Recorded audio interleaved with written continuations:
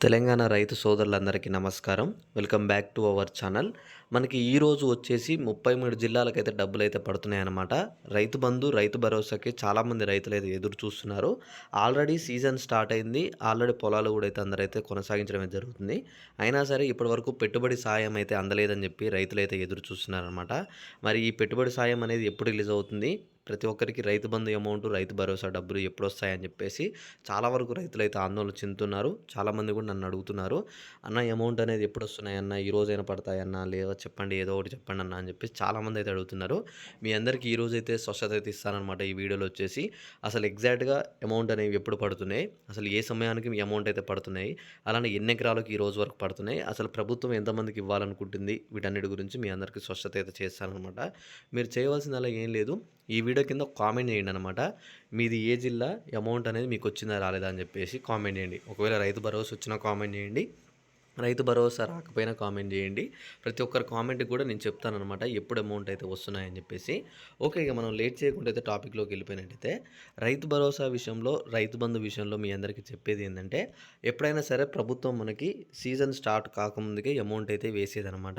ఈసారి వచ్చేసి ఈ 2,00,000 రుణమాఫీ ప్రక్రియ వల్ల ఏమైందంటే, చాలా వరకు లేట్ అయిందనమాట. ఈ రుణమాఫీ విషయంలో లేట్ అవ్వడం వల్ల ప్రభుత్వం ఏమైందంటే, ఈ రైతు బంధు అమౌంట్ అయితే రిలీజ్ చేయడం అయితే ఆగిపోయింది. అలానే ఇంకొక కారణం ఉంది. ఏంటిదంటే, ఇక్కడ మనకు చేయూత పింఛన్లయితే మొన్ననే కొనసాగించారనమాట ఇవ్వడం వరకు.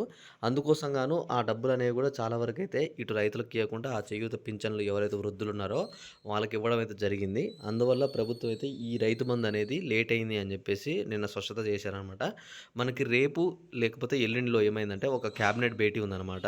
అందులో సమావేశాల్లో వచ్చేసి గూడా ఈ రేవంత్ రెడ్డి గారైతే స్పష్టత ఇస్తున్నారు. ఏమని అంటే, ఎందుకు లేట్ అయింది? ప్రస్తుతానికి కరెక్ట్‌గా ఎగ్జాక్ట్‌గా ఎప్పుడైతే మనకైతే అమౌంట్ అయితే పడతాయి అని చెప్పేసి ఒక డేట్ అనేది అయితే అనౌన్స్‌మెంట్ చేయబోతున్నారనమాట. ఆ డేట్‌లోపు ప్రతి ఒక్క జిల్లాలో ఉన్న రైతులకైతే అమౌంట్ అయితే వేయడానికైతే ట్రై చేస్తామని చెప్పేసి మనకి రేవంత్ రెడ్డి గారు అయితే స్పష్టత ఇచ్చారు. మనకి ఎల్లుండి క్యాబినెట్ భేటీ ఉందనమాట. ఆ క్యాబినెట్ భేటీ వరకు వెయిట్ చేయాల్సి అయితే ఉంటుంది. అయితే ఇక్కడ మీకు ఇంకొక స్పష్టత ఏమి ఇస్తున్నానంటే, రైతు భరోసా ఆల్రెడీ మీకు చెప్పాను.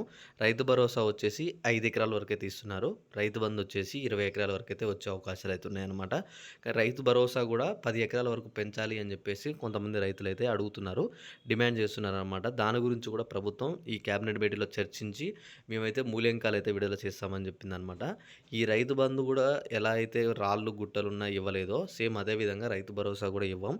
కేవలం ఏవైతే సాగు చేస్తున్న భూములున్నాయో వాటికే మేమైతే రైతు భరోసా ఇస్తామని చెప్తున్నారనమాట. అమౌంట్ గురించి ఏదైనా చిన్న విషయం తెలిసినా సరే, ఏదైనా చిన్న అప్డేట్ వచ్చినా నేను వీడియో చేసి మీకు అందిస్తాను.